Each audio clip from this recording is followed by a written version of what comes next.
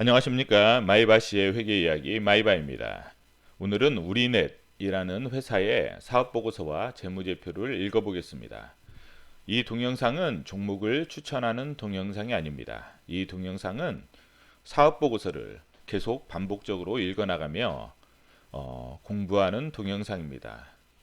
자, 우리넷이라는 회사의 손익계산서를 먼저 읽어보겠습니다. 손익계산서는 일정 기간 회사의 경영 성과를 나타내는 보고서입니다. 그래서 2017년도 지금 3분기하고 2017년 9월달, 2018년도 9월달과 비교를 해서 한번 읽어보겠습니다. 자, 지금 209억에서 252억까지 한 42억 정도 증가했습니다. 누적으로. 그리고 3개월 123억에서 134억까지 한 11억 정도 증가했죠. 매출은 어때요? 많이 성장을 했죠. 매출은 전년 대비 성장했어요. 왜냐하면 이 회사는 계절성이 있어요. 매출에 대한 계절성이 있기 때문에 1, 2분기가 안 좋아요. 1, 2분기가 안 좋고 3분기가 좋고 그 다음에 4분기가 가장 좋은 그런 회사예요. 매출이. 그래서 1, 2분기는 안 좋다가 3분기에 좋아지고 4분기에 가장 좋아지는 그런 회사예요. 그래서 우리가 전기 대비는 당연히 좋아져요.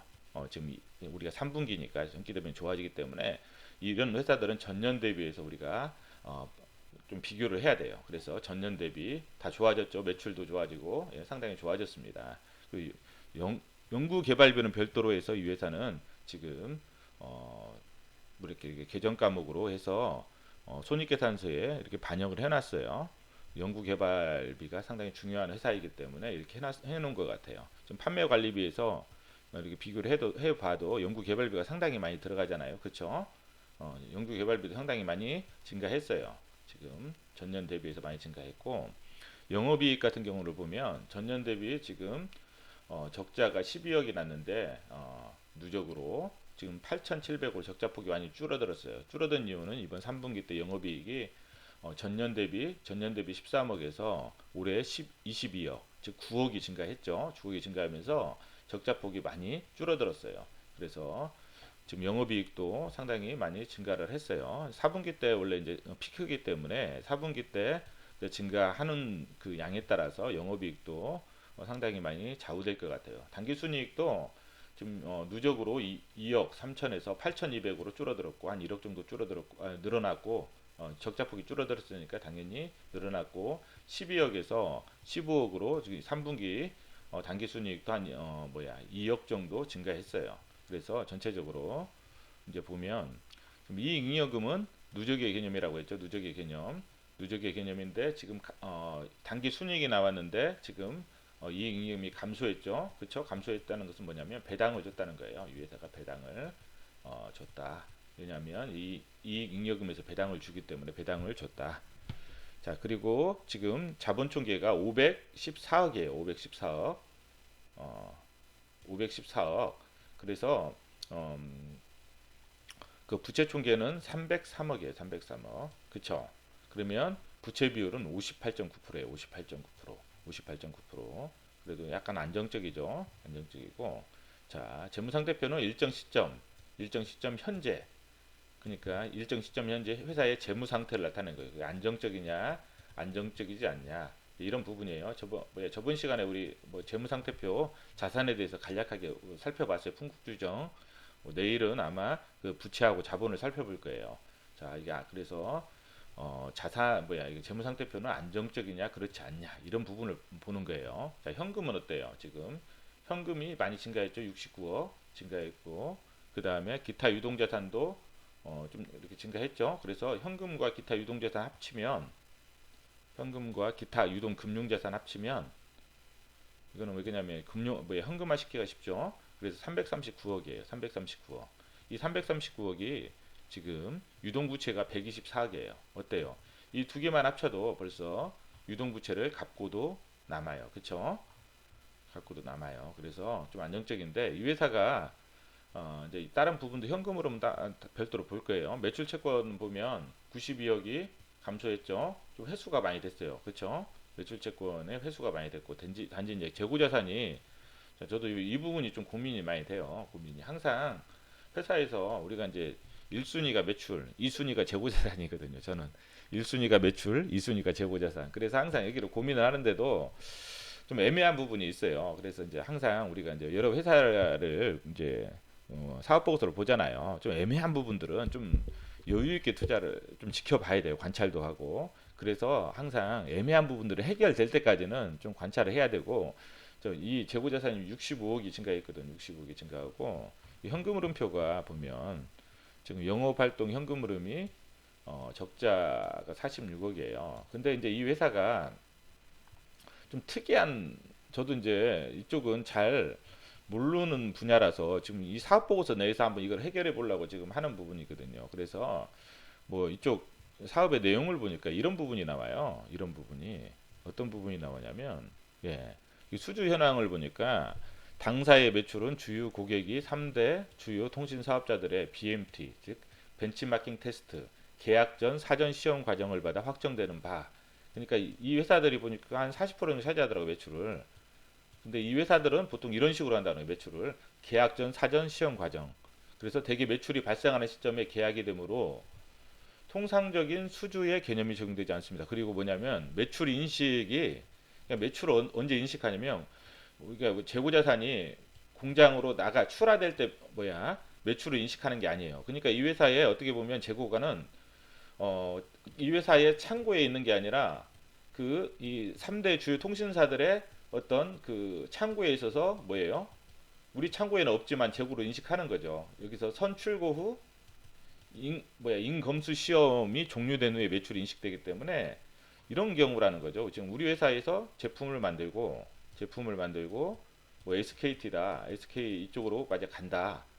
그러면 제품을 만들어 놓고 미리 이쪽을 이쪽에다 넘겨요. 제품을 넘기면 이게 매출이 아니라, 이건 매출이 아니라는 거예요. 이때 매출이 창고에는 없지만 우리가 이제 재고자산을 잡아주는 거죠. 제품을. 그럼 여기서 이제 시험 검사를 하는 거죠. 검사를 해서 통과가 되면 이게 이제 매출이 되는 거예요. 매출. 그래서 참 이 부분이 고민이 많은 게, 지금 여기서 이 재고가 과연 그 3대 그 통신 사업자들이 차지하는 재고가 얼마나 되는지, 우선 그 고민. 첫 번째 3대 통신사들이 차지하는 재고. 왜 3대 통신사들은 매출 인식을 뭐예요? 재고를 우선 우리 창고에 없더라도 그 SKT나 뭐 그런 뭐 KT 그쪽에 미리 선출고를 하잖아요. 선출고로 해서 통과가 되면 매출이 돼버리기 때문에 재고가 많다는 것은 뭐예요? 다음 4분기에 매출이 증가할 수도 있다는 거라는 거죠. 그래서 지금 뭐 이 부분은 저도 이방 만약 이 부분은 좀 사업 보고서로만 지금 판단한 제 판단이요. 저도 이쪽은 잘 모르기 때문에. 근데 이제 한번 이 부분을 좀 관심을 투자하시는 분들이나 관심을 갖는 분들은 이 부분에 대해서 좀 한번 회사 커뮤니케이션을 해야 될 것 같아요. 그래서 그 3대 통신 사업자들이 해당되는 그 재고가 어느 정도 되는지, 그래서 한 40% 정도 차지하기 때문에 그 정도는 뭐 아주 시험 검사가 통과하면 매출이 되는 그런 부분이기 때문에 어떻게 보면 재고가 많더라도 그렇게 리스크는 없을 것 같아요. 매출과 관련된 부분이면 통과만 되면 매출이, 통과가 안 되면 이제 문제가 되겠죠. 통과가 안 되면 문제가 되겠지만 통과가 되면 이런 부분이기 때문에 재고는 여기서는 좀 다각적으로 뭐 회사와 커뮤니케이션을 하면서 파악을 해야 될 것 같아요. 우리가 아무리 사업 보고서를 잘 읽고 뭐 해도 또 아니면 또 아닐 수가 있어요. 아무리 뭐 좋게 해서 뭐 이렇게 뭐 통찰력을 가지고 한다고 하더라도 실제를 피드백을 한번 해보는 것만 못할 수가 있거든요. 그래서 피드백을 한번 해보시는 게 좋을 것 같아요. 그래서 이런 부분들, 왜냐하면 지금 현금 흐름도 3분기 얘는 안 좋고 4분기에 좋아지는 그런 회사들이 그러더라고요. 항상 그렇기 때문에 이것만 봐서 판단하기에는 쉽지 않아요. 그리고 이 회사도 이제 3분기 항상 재고가 많더라고요. 3분기에 많고 4분기에 매출이 많고 이런 식이기 때문에 이런 부분들을 재고가 3분기에 늘어나는 이 부분을 뭐 아주 안 좋게 볼 것이냐, 리스크로 볼 것이냐, 아니면 어떤 기회로 볼 것이냐, 이 부분은 회사와 좀 소통을 해야 될 것 같아요. 그래서 좀 이 회사 같은 경우는 이 부분이 어떻게 보면 상당히 중요한 부분이다. 재고자산 관련된 부분이 중요한 부분이다라고 좀 생각이 들어요. 그리고 이제 다른 부분들은 그렇게 중요한 게 없어요. 이렇게 보면 유형자산도 뭐 특별히 증가되는 부분 없죠. 무형자산도 뭐 그렇게 한 2억, 3억 정도만 증가됐죠. 예, 그렇게 특별한 게 없어요. 유동부채도 그렇게 크지 않아요. 이게 보면 크지 않고, 그래서 회사에서 이게 당좌자산이 당좌자산은 뭐라고 했어요? 재고자산을 뺀 거라고 했죠. 빼도 382억이에요. 382억이기 때문에 이게 124억이잖아요. 충분히 당좌 비율도 괜찮고 그다음에 다른 부분들에 있어서 그렇게 특별한 게 없어요. 특별한 게 없고 여기서 보면 이것도 뭐 단기 차입금도 60 증가했지만 이것까지 같이 합쳐서 보면 감소한 거거든요. 많이 갚았고 그다음에 이런 부분들. 단지 이제 이 부분이 이제 문제예요. 전환사채하고 신주인수급무사채 100억, 100억, 200억이잖아요. 이제 그런데 이제 이 전환사채하고 신주인수급무사채를 가져간 사람이 보니까 최대주주더라고요. 최대주주. 최대주주. 그래서 좀 이 부분도 좀 긍정적으로 봐요. 저는 개인적으로. 근데 이제 이게 보면 이게 신주인수급무사채거든요. 신주인수급무사채인데 타법인 증권을 목적이 이거예요. 자금 조달 목적이 타법인 증권을 취득할 목적. 그러면 지금 이 부분이거든요. 이 부분. 그래서 세트 밸류 유한 회사가 지금 다 가져갔어요. 그리고 전환사채도 뭐냐면 지금 운영자금이 아니라 타법인 증권을 취득할 목적이에요. 100억이. 그리고 누가 다 가져갔냐면 최대주주가 다 가져가서 최대주주가 그렇죠. 이번에 최대주주로 들어왔어요. 들어온 사람들이거든요. 그래서 이 최대주주가 가져가 왔어요. 그래서 이런 부분이 있다는 거 한번 그리고 전환가액이 조정됐어요. 이번에 저장가액이 조정됐는데 주가가 많이 떨어졌어요. 이 회사가. 그래서 원래 이 금액으로 조정이 돼야 되는데 잠깐만요. 이 금액으로 조정이 돼 6,398원으로 조정이 되는데 원래는 이게 10,000원 정도에 했었거든요. 10,000원에 발행했었는데 지금 조정 전 전환가액이 이만큼 줄어들었다가 다시 이만큼까지 줄어든 거죠. 여기 그냥 최저 한도가 7,200원이에요. 처음에 발행 당시가 10,000원이에요. 10,000원. 10,000원에 발행했는데 최저 한도가 70% 정도 선에서 항상 조정이 되거든요. 그래서 7,200이 최저 한도예요. 그래서 이 회사는 더 이상 뭐 전환 가액을 조정할 만한 그 유인이 뭐 그런 게 없어요. 리스크가. 여기서 이제 회사가 이제 최대한 조정할 만큼은 전환 사채로 인한 어떤 리스크는 없어요. 더 이상. 신주 인수권부 사채도 마찬가지고. 지금 최저 한도가 이건데 이거로 지금 조정이 됐어요. 7,200. 그래서 뭐 신주 인수권부 사채나 전환 사채로 인해서 어떤 전환가액을 조정하기 위해서 어떤 주가를 정체시키는 그러한 리스크는 없다는 거예요. 이 회사는. 그리고 이 회사의 하는 목적이 지금 타법인 주식 취득이잖아요. 그래서 지금 여기를 한번 보면 이걸 먼저 한번 볼게요. 지금 타법인 주식을 이 회사가 맨 뒤에 보면 있어요. 여기 보면 사무자금 사용 내역이 있거든요. 사무자금 사용 내역. 그러면 지금 현재 39억 정도 증권하고 채권을 취득을 했어요. 지금 한 161억 정도 남았죠. 161억. 제가 봤을 때 이 161억을 통해서 지금 이거는 뭐 단순 뭐 매매나 아니면 뭐 그러한 부분인 것 같아요. 근데 161억이 무슨 뭐 지분법이나 연결 대상 뭐 어떤 관련된 회사에 어떤 투자한다. 그러면 그 실적이라든지 그런 부분들을 충분히 끌고 올 수 있잖아요. 그렇기 때문에 이 금액을 어디에 투자하느냐에 따라서 이 회사가 어떤 성장에 대한 하나의 또 하나의 스토리가 나올 수 있을 것 같아요. 그래서 그 자금을 어떤 방향으로 투자하는지 투자 방향성을 좀 보셔야 될 것 같아요. 그래서 이 회사는 그 이미 뭐 이쪽 관련된 전환가액 조정된 부분은 이미 리스크는 없어요. 이미 다 조정이 돼 있기 때문에 그것보다 훨씬 많이 떨어졌잖아요. 최대주주 입장에서는 자기가 산 금액보다 훨씬 많이 떨어진 부분이기 때문에 지금 어떻게 보면 물론 이제 전환을 안 할 수도 있지만 그래도 뭐 최대주주가 가급적이면 전환을 할 확률이 좀 크잖아요. 그렇기 때문에 어떻게 보면 이제 그런 부분 리스크는 없다는 거예요. 그렇기 때문에 이 가액을 어떤 방향으로 투자하느냐에 따라서 이 회사의 어떤 나중에 장래의 어떤 성장성이라든지 그런 부분이 좀 판정이 될 것 같아요. 판정이 될 것 같고 어, 지금 연결 종속회사는 없어요. 이 회사가 종속회사는 없기 때문에 지금 뭐 충분히 투자할 수 있어요. 그래서 비유동부채 같은 경우 보면 이 전환사채와 신주 인수금부사채, 전환권 조정이라든 이런 부분들은 저번에 설명을 드렸어요. 신주 인수금부사채는 제가 별도로 다음에 설명을 한번 드릴게요. 그래서 이런 부분들은 좀 부채 비율이 이것 때문에 58.9%로 증가했지만 그래도 안정적이고 대신에 전환사채는 언제든지 전환이 되면 또 부채 비율은 줄어들 수 있다는 거예요. 신주 인수분부사채도 신주 인수권 관련된 부분이 전환이 되면 자본이 늘어나니까 부채 비율은 줄어들 수 있죠. 이런 부분이고 현금 흐름표 자체가 지금 이 부분이에요, 이 부분. 그래서 3분기는 현금 흐름이 좀 안 좋더라고요. 아까 그 재고 관련된 부분이 증가하는 부분이 많잖아요. 그러면 그 출고 전 검사를 하기 때문에 출고하고 나서 검사를 하잖아요. 매출이 발생하기 전 검사 기간까지는 돈이 묶이는 그런 상황인 것 같아요. 그렇죠. 매출이 발생하고 현금 매출 채권 돼서 매출 채권이 회수하고 매출 채권 회수는 좀 잘 되는 것 같기 때문에 현금 흐름이 좀 그때부터 좋아지는 것 같아요. 4분기에. 그래서 이 부분은 제가 봤을 때는 4분기까지 좀 한번 좀 지켜봐야 될 것 같아요. 4분기 영업평 이걸 가지고 재고가 많이 증가되고 그다음에 영업 활동 현금 흐름이 적자기 때문에 뭔가 분식에 뭐 이렇게 좀 리스크가 있지 않냐 이런 식으로 판단하기에는 좀 쉽지 않은 것 같아요. 저도 좀 판단이 좀 안 돼요. 이 회사는 판단이 안 돼서 그래서 좀 저도 좀 모르겠어요. 만약 전분기 2017년도나 2016년도, 15년도 것까지 사업 보고서를 계속 읽어보다 보면 3분기치를 읽다 보면 비슷한 어떤 내용들이 있다면 좀 어느 정도 뭐 규칙성이 있다면 괜찮을 수도 있다라고 생각은 해요.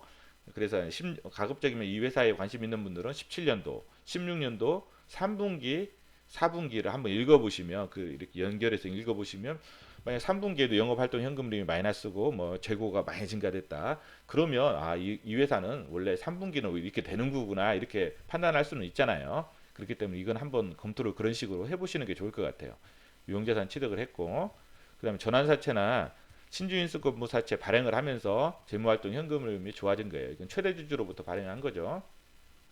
물론 나중에 전환이 되면 시석화될 수는 있지만 지금 전환가액이 지금 주가보다 훨씬 높기 때문에 뭐 그렇게 크게 제가 봤을 때는 그게 뭐 악재라고 보기엔 쉽지 않을 것 같아요. 예, 예. 그리고 배당금 지급한 그런 부분이 있고 그래서 기말 현금성 자산이 이제 이 정도 늘어났고 이런 부분이고 이 회사 같은 경우는 이제 뭐 기본적으로 회사의 개요를 보면 이제 이런 뭐야 안양시에 있어요. 안양시. 자 여기 보기 전에 이것부터 먼저 볼게요. 정리한 거 먼저 한번 볼게요. 이 회사를 보면 어, 지금 매출만 한번 볼게요. 매출만 이렇게 딱 보면 아까 3분기까지는 증가했죠. 여기 증가했다고 했어요. 4분기에 매출이 집중되기 때문에 이거는 뭐냐면 3분기까지잖아요. 3분기는 아까 2017년보다 증가됐죠. 전체 누적이 증가됐고 자 여기 보면 2015년도에 매출이 컸죠.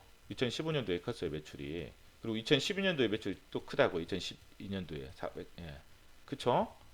커요. 그 다음에 가장 큰 연도 다음에는 좀 줄어들더라고요. 이렇게 전체적으로 했다가 다시 또 이렇게 성장하고 그 다음에 성장하고 다시 또 2016년도에 줄어들었죠. 2015년도에 크고 다시 성장하고 또 이렇게 성장 이렇게 그러면 뭐 이게 뭐냐면 어떻게 지금 이 회사 입장에서는 뭐 3년마다 한 번씩 매출이 피크를 이루는 것 같아요. 그쵸? 3년마다 한 번씩 매출이 피크를 이뤄요. 이 전치도 한번 봐야 되겠지만 여기도 3년마다 한 번씩 매출이 피크를 이룰 수가 있어요. 그러면 4분기 매출도 더 좋아질 수 있다는 거예요. 그쵸? 3년마다 한 번씩. 그래서 이제 아마 그 전환사채에서 타법인 주식을 사서 뭔가 이러한 좀 이렇게 되는 어떤 부분을 좀 완화를 시킨다든지 보충을 해서 그 다음 년도 매출이 떨어지는 부분을 좀 막는 역할을 하려고 지금 이 부분에 대한 투자를 생각하고 있지 않나 그런 어떤 소설을 쓰고 있는 거죠. 저는 개인적으로. 근데 이 부분은 뭐 소설 뇌피셜이기 때문에 여러분들이 회사하고 이제 뭐 이렇게 계속 소통을 해야 되겠죠. 소통을 해야 되겠고 영업이익률도 보면 2015년도 가장 높고 여기도 높잖아요. 이게 높고 영업이익이 그러다가 줄고 그다음에 늘고 이런 식으로 가요. 줄고 늘고 그 다음에 최고로 늘고 그쵸? 4분기에 보면 이제 아마 이쪽이 늘지 않을까. 그래서 이제 뭐 좀 단기적인 관점이면 이때 좀 4분기에 좀 더 늘지 않을까. 이 통계치대로 간다면 이제 그런 생각을 하는 거죠. 물론 이건 생각일 뿐이에요. 생각일 뿐이니까 여러분들이 잘 관찰을 해보시고 이제 매출 추이 같은 경우는 분기별로 보면 이제 이렇게 보면 보세요. 1, 2분기는 좀 안 좋죠. 그리고 3분기 좋고 4분기가 가장 좋아요. 그래서 1, 2분기는 안 좋고 3분기 좋고 4분기가 최고. 여기도 1, 2분기는 안 좋고 3분기 좋고, 그래서 4분기가 이제 가장 좋은 거죠. 이제 그래서 전년 대비로 항상 비교를 하셔야 된다는 거. 전년 대비는 무조건 증가했죠. 자, 여기를 보면 뭐냐면 그 재고 자산이 3분기에 77억이에요. 제일 커요. 여기도 83억. 그쵸? 그러니까 뭐 재고 자산이 많이 증가했지만 3분기하고 비교하면 이제 한 뭐예요? 한 그렇게 많이 증가하지는 않았죠? 그쵸? 한 7억 정도 증가했으니까 매출 증가한 거에 매출은 꽤 증가했잖아요. 그쵸? 매출 증가한 거에 비해서 그렇게 증가하지는 않았어요. 그래서 매출 대비 재고자산을 보면 한 36.8%, 이건 34.9%. 의외로 더 매출 대비해서는 재고자산 비율이 더 줄었어요. 물론 자산 대비하면 더 증가했지만, 그 다음에 매출 원가 대비하면 55.3%, 58.2%. 좀 뭔가 재고자산 비율이 매출 원가 대비하면 좀 크죠. 그렇지만은 이 부분이 있어가지고 좀 애매해요. 그래서 재고자산이 매출 인식이 공장 출하 시점이 아닌 선출고 인수 검수 시점이 종료된 후에 매출이 인식되기 때문에 출고가 된단 말이죠. 재고자산이 출고가 뭐 어떤 이 금액 중에서 얼마만큼 출고가 되는지 모르겠어요. 3대 주요 통신사가 40%니까 뭐 한 40%라고 하면 48에 32, 32억 정도 출고가 됐다면 이게 이제 이거는 나중에 매출이 되잖아요. 이게 검사만 통과되면. 그리고 우리 회사 창고에는 없고, 그렇죠? 이 회사 창고에는 없을 거예요, 이런 말이에요. 이 부분이 통과가 되면 매출이 되는지. 근데 제가 이거는 사업 보고서만 읽고 그냥 추론한 거라서 이게 실제로 맞는 건지는 모르겠어요. 이거는 한번 회사하고 정말 커뮤니케이션 해보시는 게 좋을 것 같아요. 왜냐하면 저의 그냥 말 그대로 사업 보고서만 읽고 추론하는 거기 때문에 예, 이런 한계가 있다는 거예요. 그렇게 알고 계시고 한번 이제 이쪽을 많이 연구하실 분들은 그런 식으로 좀 한번 그런 관점에서 한번 보시라는 거예요. 그러니까 제가 이제 하는 것들이 이게 맞다 틀리다 그게 아니라 이런 관점에서 한번 이렇게 사업 보고서를 처음 읽기도 우리가 사업 보고서를 읽고 우리가 바로 투자하는 거 아니잖아요. 그렇죠? 사업 보고서를 읽고 관찰 대상 회사를 골라내는 목적으로 지금 하는 거예요. 그래서 관찰 대상 회사를 골라낼 때는 우리의 최대한 사업 보고서 읽으면서 상상력을 발휘해야 돼요. 그래서 관찰 회사 대상 회사를 걸러낸 다음에 그 관찰 회사 대상을 이제 우리가 관찰을 하잖아요. 그때는 이제 우리가 상상력을 동원했던 그런 물음표들을 뭐냐면 회사하고 피드백을 하고 그다음 여러 방법을 통해서 뭐 경쟁 회사라든지 뭐 대표 관찰 노트 있잖아요. 그런 부분을 통해서 피드백을 계속 해가면서 이제 우리가 상상했던 부분들이 맞는지 틀리는지를 피드백 하는 거예요. 그러면서 이제 투자 대상 회사를 걸러내고 그런 과정이라는 거예요. 그래서 혹시 이 뭐 어떤 우리 방송을 혹시라도 듣는 분들은 그런 관점에서 했으면 좋겠어요. 제가 어떤 회사를 사업보고서 읽어줬다고 해서 그거는 저의 또 어떤 개인적인 주관이 많이 들어가요. 그렇기 때문에 그게 정답이 아니라는 거예요. 그건 정답이 아니고 단지 관찰 대상 회사를 걸러내기 위해서 많은 상상력을 동원하는 걸 뿐이고 관찰 대상 대상을 걸러내는 아주 기초적인 초보적인 단계예요. 여기서 이제 우리가 이제 더 나아가야 될 부분이에요. 관찰하면서 피드백을 해 나가야 돼요. 그런 어떤 상상력들에 대한 피드백을. 그래서 이러한 부분이라는 거예요. 그래서 우리가 뭐 숫자의 비율이 중요한 게 아니라 그 숫자 이면에 있는 그런 부분들을 통해서 우리가 계속 뭔가를 상상할 수 있어야 되는 거죠. 그래야 우리가 관찰 대상, 이 회사의 어떤 성장성을 바라볼 수 있어야 된다는 거죠. 그래야 관찰 대상으로 보는 거잖아요. 그렇지 않고 이제 만약 비율만 봤다면 재고 비율이나 영업 활동 현금 흐름 적자잖아요. 그러면 당연히 이건 분식에 좀 가능성이 있네 하고 제가 봤을 때는 제껴둘 수 있는 회사일 수도 있단 말이죠. 자, 이런 회사라는 거예요. 광통신 장비 제품군, 그다음에 음성 서비스를 기반으로 한 교환 장비인 HGW, 그다음에 기간 통신 사업체에 판매하는 회사다. 그리고 최근에는 사물 인터넷 이런 것을 이제 하고 있다는 거예요. 그래서 2017년 10월 달에 펜텍 사물 인터넷용 통신 묘듈 기술을 이전받았고 기업 부설 사물 인터넷 연구소를 만들었고요.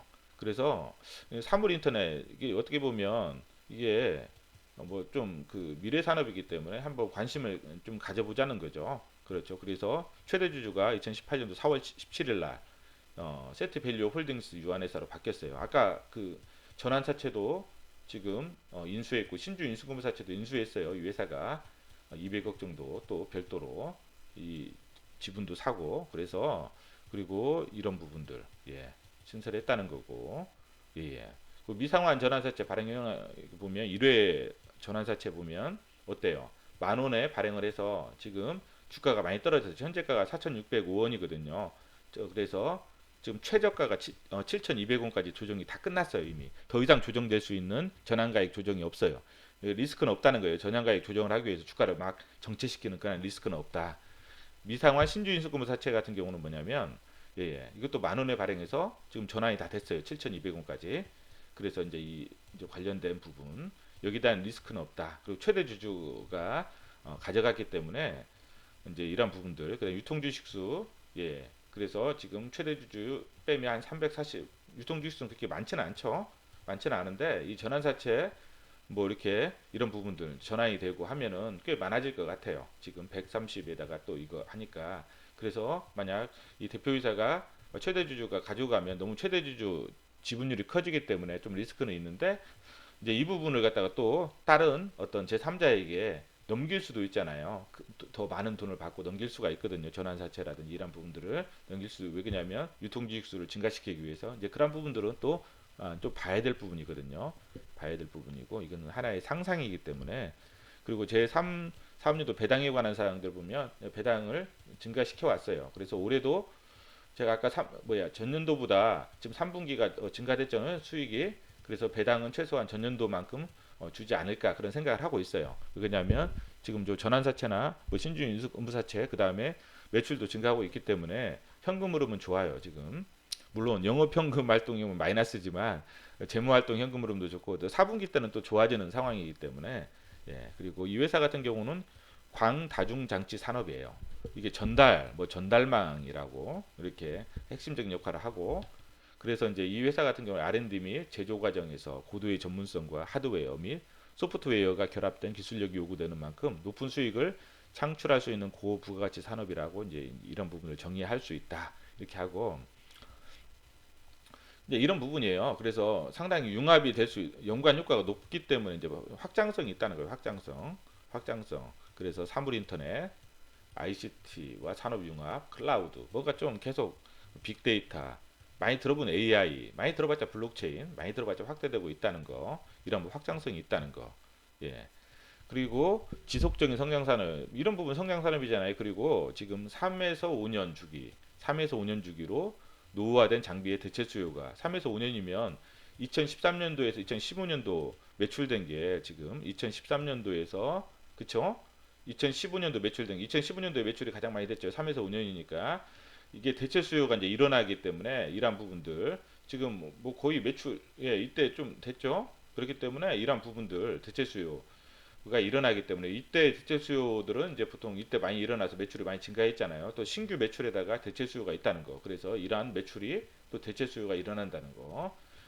이제 이러한 부분들. 그래서 대체 수요에 대한 안정적인 매출 그리고 신규 우리가 사물 인터넷 그 부분 별도로 지금 이제 작년 10월 달에 샀잖아요. 작년 10월 달에 이 부분 인수해 가지고 작년에는 이제 올해 성장성이 좀 크더라고요. 이 매출이. 그래서 이 매출이 사물 인터넷 매출이 또 증가하면 또 이제 성장성이 있잖아요. 그리고 또 새로운 지금 160억 정도 지금 투자할 수 있는 여력이 있잖아요. 이제 그런 부분들 이제 또 새로운 또 어떤 부분들을 또 투자를 하면 좋겠고 하반기 매출이 편중된다는 거죠. 이 기관 사업자들이 1분기에 사업 계획을 수립하고 2분기부터 통신망을 설계하고 3, 4분기에 집중적으로 실제 투자가 발생하는 특징. 그래서 매출의 계절성을 보여주고 있다. 특히 4분기에 매출이 집중되는 특성을 가지고 있다.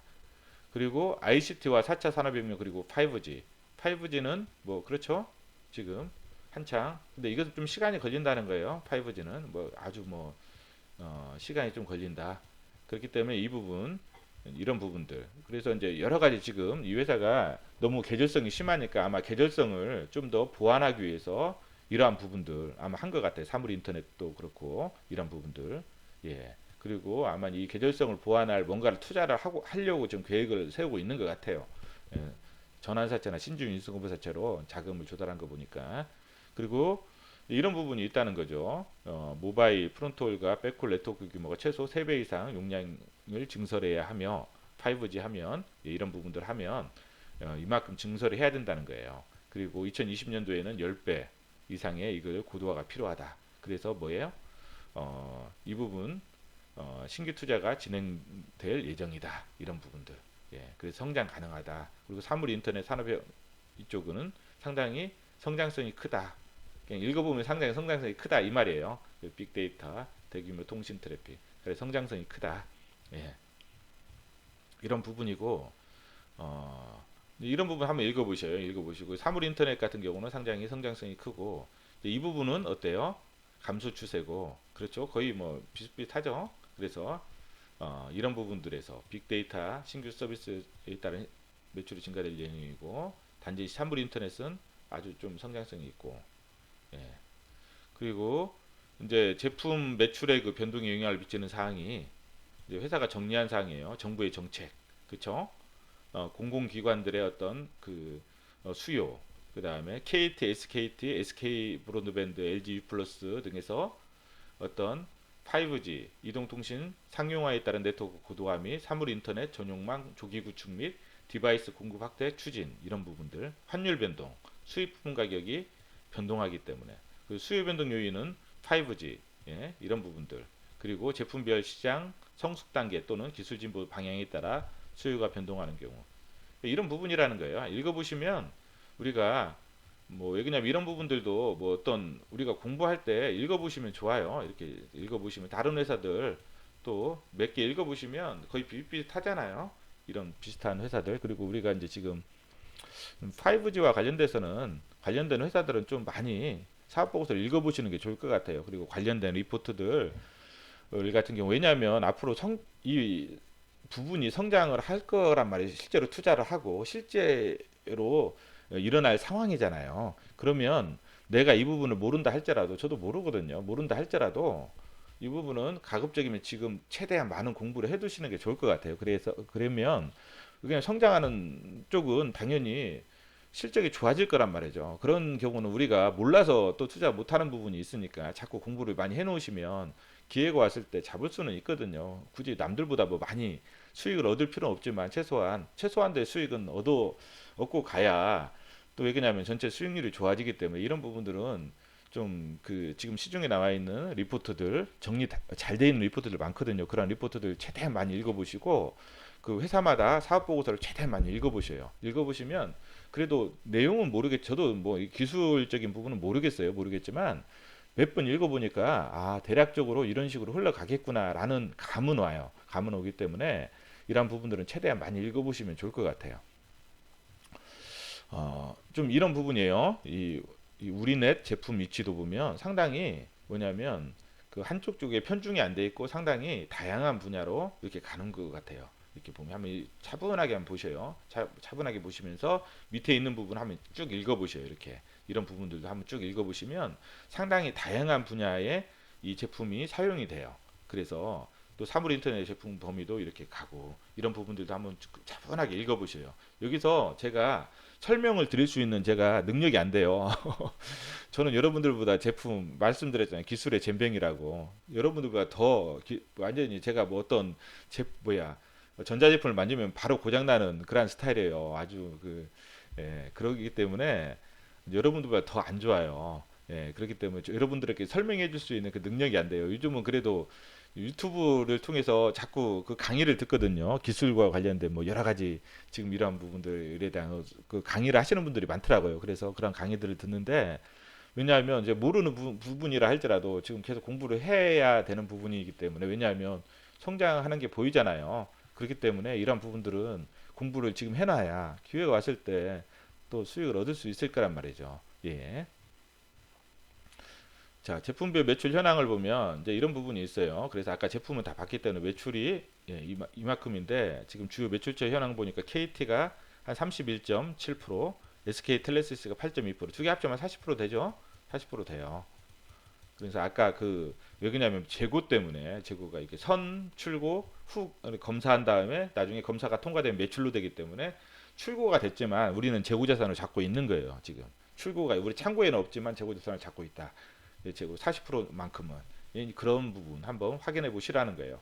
저도 이걸 보고 지금 추론하는 거기 때문에 제가 이제 맞게 추론한 건지는 모르겠어요. 이런 부분들은 우리가 추론을 해봐야 또 이 회사에 또 관심권이 보이잖아요. 그러면 다시 피드백을 하면 되는 거예요. 그냥 모르는 거죠. 그리고 이게 아니다 싶으면 굳이 관심 끊으면 되는 거예요. 그렇기 때문에 항상 여러 회사들을 좀 그러한 추론한 다음에 관심 대상 회사를 골라내고 관찰해 가면서 조건에 안 맞으면 쳐내버리면 되는 거예요. 굳이 막 그 회사 가지고 막 다른 사람하고 막 싸움하면서 그렇게 할 필요가 없다는 거예요. 한 회사로 막 서로 싸움하는 분들이 많더라고요. 그런데 굳이 그럴 필요가 있나 싶어요. 예. 어, 이런 부분들 주요 통신 사업자 당사의 경우 3대 주요 통신 사업자 KT, SK, LG U+, 이런 부분, 예, 그리고 이런 또 소방서 등, 예, 이런 SI 업체와 통하여 공급하는 형태로 이루어진다는 거. 예, 그리고 해외 쪽은 지금 이제 이런 식으로 콘소시엄을 구성해서 해외 시장에 진입하려고 하는 부분이니까 둘째도, 예, 전략적 제휴를 통해서, 예. 그리고 이제 기존 사업을 강화하고 신규 주력 사업은 이쪽이라는 거죠. 5G, 예, 예, 이런 부분들. 그래서 이런 부분들 아까 이거는 설명했죠. 설명했고 이런 부분을 보시고 여기는 신기한 게 주석사항이 지금 없어요. 내용이 주석사항이 내용이 없어요. 봐보 몇 개 없어요. 주석사항이 내용이 다른 게 없어요. 3분기에 좀 하기 싫었나 봐요. 이게 주석사항 하는 거를 3분기에 없어요. 이게 대손 충당금 하나 있고 지금 대손 충당금 이렇게 설정한다는 거예요. 그래서 장기성 부도업체 및 신용이 불량한 장기 채권은 회수 가능 금액을 평가하여 1% 초과 100% 범위에서 설정하고 담보가 있는 부도업체 부도 연체는 뭐예요? 담보가액을 차감한 채권을 100% 설정하고 이거 외 이상 채권을 제외한 채권은 연령별로 분류한 후에 기간별 설정률을 적용하여 충당금을 설정하는데 이 회사는 6개월에서 12개월을 1% 기본 설정률로 하되 지속적으로 회수가 되지 않을 경우 100% 범위까지 추가로 설정하고 12개월 경과한 채권은 50에서 100% 설정한다는 거. 이런 것도 상식적으로 한번 읽어보셔요. 읽어보시면 우리가 이제 저번에 공부했던 것들 이제 좀 세부적으로 이제 볼 수 있잖아요. 그 대손 처리 기준은 이런 거라는 거. 그리고 이제 기관별로 보니까 거의 뭐 이렇게 1년 초과한 게 없어요. 그러니까 이게 회수는 아주 잘 되고 있다는 거예요. 매출채권 회수가 잘 되고 있어요. 그리고 거의 6개월 이하가 99.75%를 차지하고 거의 6개월 초과된 것은 1년 초과 3년이 얼마 안 되잖아요. 예. 그리고 재고자산 이 부분이 지금 문제죠. 제품이 지금 18기가 38억이에요. 38억. 거기다가 이제 제품이 19기 3분기가 83억이에요. 그러니까 4분기에 원래 매출이 많잖아요. 4분기에 매출이 많기 때문에 4분기에 보통 3분기에는 18개에도 3분기에는 77억이었어요. 근데 매출이 다 이루어지고 재고가 소진되면서 매출이 이루어지고 38억밖에 안 남은 거예요. 근데 여기도 만약 83억으로 많은 거죠. 지금 4분기에 매출이 많잖아 말이죠. 그리고 검사 받는 게 있고 이게 검사가 통과되면 매출이 돼 버리기 때문에 나중에 소진될 확률이 크다. 매출이 더 크다는 것은 재고가 크다는 것은 매출이 더 클 확률이 크다라는 생각이 들어요. 저는 아까 얘기도 봤지만 좀 그런 소설을 쓰고 있는 거 소설이니까 이건 확인을 해보셔야 된다는 거고요. 그 다음에 2012년도 3년마다 뭔가 좀 최고 매출을 경신하는 것 같아요. 그렇죠? 3년마다 최고 매출을 경신해요. 여기도 보면 지금 496 이것도 최고 매출을 경신했지만 여기보다 더 경신할 수가 있을 것 같아요. 왜냐하면 3분기까지 매출이 더 컸거든요. 4분기에 전년 대비 4분기 매출보다 더 크면 이제 최고 매출도 경신하죠. 이런 부분 항상 3년마다 최고 매출을 경신하는 그러한 회사 그러면서 성장을 해가는 그렇죠. 그런 식으로 성장을 해가는 그런 관점에서 보시면 될 것 같아요. 그런 관점에서 이 회사는 그렇게 보시면 되고 지금 이 시점에서 뭐 저도 처음에는 이걸 계산해봤어요. 계산해보고 뭐 405이 걸리고 뭐 76이 이렇게 걸리는데 물론 이제 이게 점점 갈수록 지금 4분기까지 해서 이제 관찰하셔야 될 것 같아요. 3분기까지 해서 18기잖아요. 17기 이거는 좀 문제가 있죠. 계속 회수 기간이 늘어나잖아요. 그렇죠? 여기도 4분기까지 해서 한번 보셔요. 회수 기간 이건 지금 3분기에는 비교 가능성이 떨어진다. 이거는 3분기에 보면 제가 봤을 때는 거의 투자해서는 안 될 회사잖아요. 지금 405일 동안 투자해서는 안 될 회사이기 때문에 또 영업 현금흐름이 마이너스고 그리고 이게 뭐냐면 지금 우리가 12월 말에 외부 감사인이 참여하고 나머지는 6월 말이나 9월 이런 것은 뭐냐면 회사가 자체적으로 이제 하고 6월 말에 이제 재고조사하고 여기는 대략적인 거잖아요. 대략적인 거 9월 말은 그리고 여기는 6월 말에 하는 거 재고조사는 뭐예요? 그 감사인이 회계 감사를 안 받는 거잖아요. 이게 그러니까 12월 달 기준함으로 해서 한번 확인해 보셔야 될 것 같아요. 그리고 이런 부분 있고 전환사채는 다 봤어요. 다 봤고 뭐 특별한 건 없어요. 지금 주석상이 워낙 없어가지고 이 회사는 주주에 관한 사항 보시면 어, 지금 45% 있고 샀고 거기다가 이제 그 전환사채 신주인수급부사채 있으면 상당히 커져 버리잖아요. 그래서 아마 그거를 제 개인적인 생각에는 나중에 만약 주가가 오른다면 뭐, 뭐 다시 재팔지 않을까 그런 생각도 드는데 모르겠어요. 그건 확실하게. 예, 저도 이제 제 소설일 뿐이기 때문에. 그리고 뭐 임원이 등기 임원이 한 6명 많은 건가요? 그리고 이등기 임원이 5명 그래서 한 11명 정도 돼요. 매출에 비해서는 좀 임원들이 좀 많은 것 같기도 하고 예. 직원들이 136명 그래서 한 6년 정도 평균 그래도 근속연수가 상당히 높네요. 높고 이런 부분이고 뭐 특별한 건 없고요. 여기서 보면 아까 그 봤던 거예요. 이거는 사무자금 사용 내역 그래서 전환사채하고 지금 아직 투자한 게 39억이고 나머지 이제 그 161억은 남았는데 이 투자의 방향이 중요하다. 그래서 이 투자의 방향만 좀 설정이 잘 되면 회사가 나름대로 그 또 추가적인 성장을 또 이어갈 수 있는 그러한 토대를 마련할 수도 있겠다. 그런 생각이 들었습니다. 오늘은 좀 여러 가지 뭐 항상 사업 보고서는 읽을 때 좀 상상력을 발휘해서 읽어요. 읽고 지금 왜냐면 정확한 우리가 뭐 투자 회사 대상을 걸러내는 게 아니라 관찰 대상 회사를 걸러내기 때문에 좀 상상력을 동원해서 읽고 그 다음에 여기서 관찰 대상 회사를 걸러낸 다음에 관찰을 하면서 피드백을 하시기 바라면 좋겠어요. 피드백을 하시기 바랍니다. 왜냐하면 제가 말씀드린 그런 부분들을 통해서 좀 한번 피드백을 하셨으면 좋겠어요. 예, 이상입니다.